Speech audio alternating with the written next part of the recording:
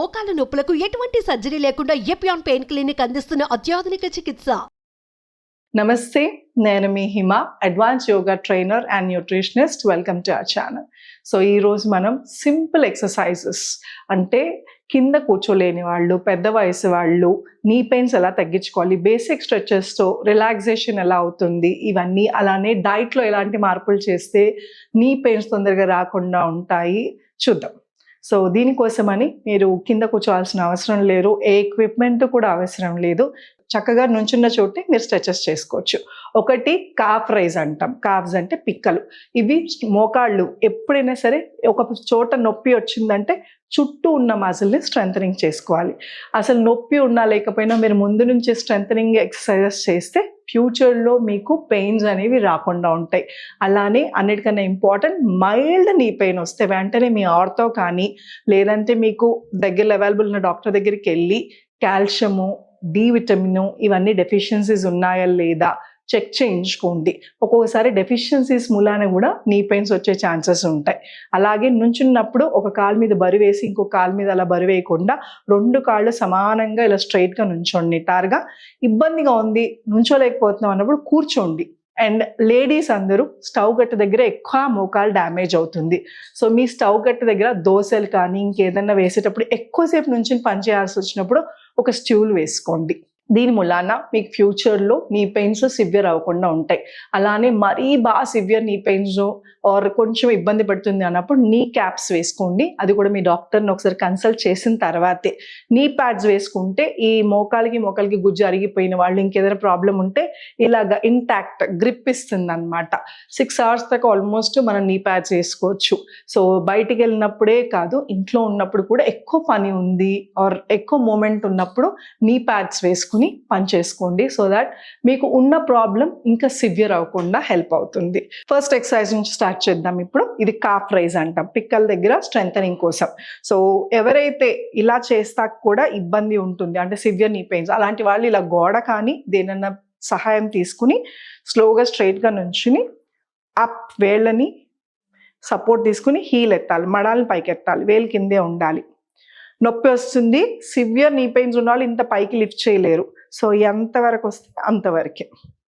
అలాగే పైకి లిఫ్ట్ చేసి ఒక 10 seconds 10 సెకండ్లు ఇలా ఆపాలి. 1 2 3 4 5 6 7 8 9 10 డౌన్.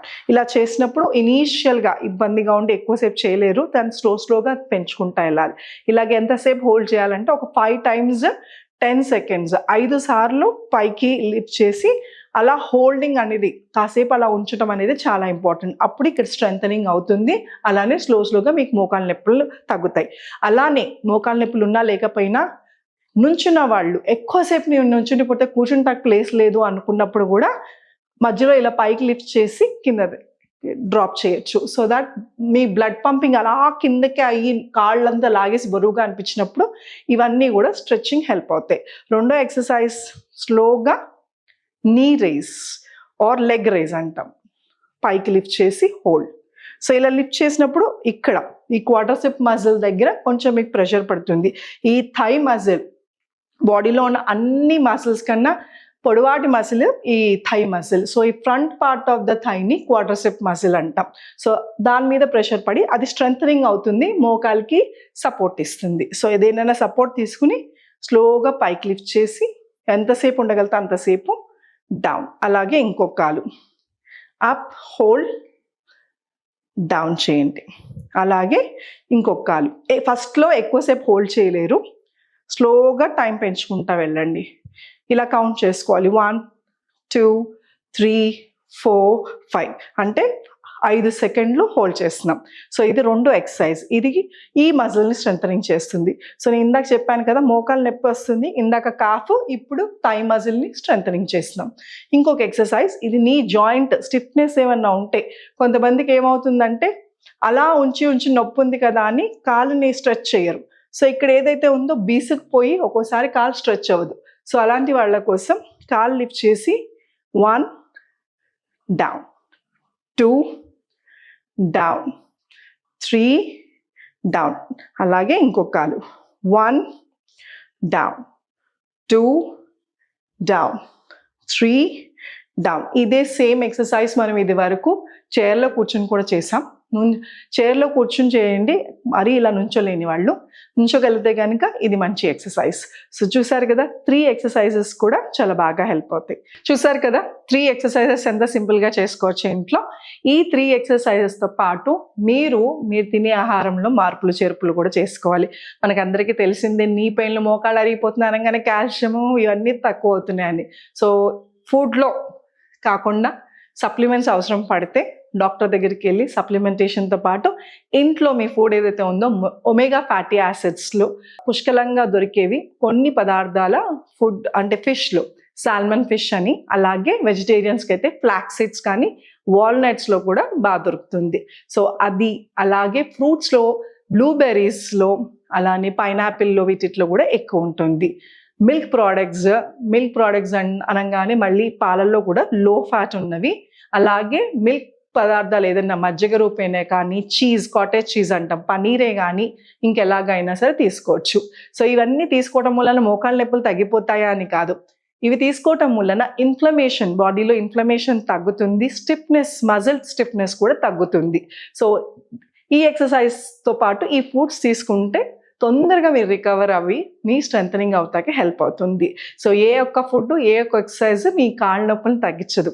మీరు రెగ్యులర్గా ఈ ఎక్సర్సైజెస్ చేస్తూ, అలానే మీ ఫుడ్లో మార్పులు చేసుకుంటూ, చిన్నపాటి మూమెంట్స్, ఎక్కువసేపు కూర్చుంటున్నారంటే లేసి 4 అడుగులు వేసి మళ్ళీ ఆ స్టిఫ్నెస్ అవ్వకుండా రిలాక్స్ అవుతూ మసిల్స్, ఈ అన్నిటితో పాటు బాగా ఎక్కువ నొప్పిగా ఉందంటే, లేదా ఎక్సర్సైజ్ తర్వాత కొంచెం ఇబ్బందిగా ఉంది అంటే హాట్ ప్యాక్, వేడి నీళ్ళు దొరుకుతుంది కదా హాట్ ప్యాక్స్, అవి కాసేపు మోకాల మీద ఇలా పెట్టడం వలన మజిల్స్ ఏవైతే ఉన్నాయో ఎక్సర్సైజ్ అప్పుడే అలవాటు లేక చేయటం వలన కూడా నొప్పి వస్తుంది, ఆ నొప్పి పోయి రిలాక్స్ అవుతుంది.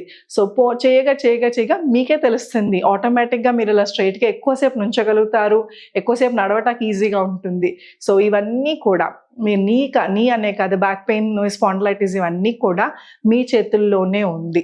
సో మీరు రెగ్యులర్గా ఎక్సర్సైజ్ చేయండి. నీ సర్జరీస్ అయిన తర్వాత కూడా ఒకవేళ మేము చేంజ్ చేసుకుంటాం, మా వల్ల అవ్వట్లేదు అని నీ సర్జరీస్ చేయించుకున్నా కూడా మెయింటెనెన్స్కి మళ్ళీ ఎక్సర్సైజెస్ చేయాలి. ఇవే ఎక్సర్సైజెస్ ఉంటాయి. సో అందుకోసమనే నొప్పి ఎక్కువయ్యేదాకా కాకుండా ముందు నుంచే స్టార్ట్ చేయండి, సో దట్ మీకు అంత సివియర్ పెయిన్ రాకుండా ఉంటాయి. సో యోగా అనగానే ఆసనాలు, టఫ్ ఆసనాలు, సూర్య నమస్కారాలు ఇవే అనుకుంటారు. అలా కాకుండా మన క్లాసెస్లో ఇలాంటి సింపుల్ స్ట్రెచెస్తో కూడా ఎలా తగ్గించుకోవాలి, పెద్ద వయసు వాళ్ళు, ఏజ్ అంటే యంగ్ వాళ్ళే యోగా చేయాలని కాకుండా 60 వాళ్ళు, 70 వయసులో ఉన్న వాళ్ళు కూడా చక్కగా సింపుల్గా యోగా చేసుకోవచ్చు. అండ్ ఆన్లైన్ వాళ్ళైతే మీ ఇంట్లోనే కూర్చుని చైర్లతో వీటితో కింద కూర్చోకుండా ఈజీగా ఎలా చేయాలో కూడా మేము చూపిస్తాం. ఇంట్రెస్ట్ ఉన్న వాళ్ళు ఆన్లైన్ కానీ ఆఫ్లైన్ కానీ యోగా క్లాసెస్ కింద స్క్రోల్ అవుతున్న నెంబర్కి కాల్ చేసి మీ పేరు రిజిస్టర్ చేసుకోండి. Thank you so much. Me Hima.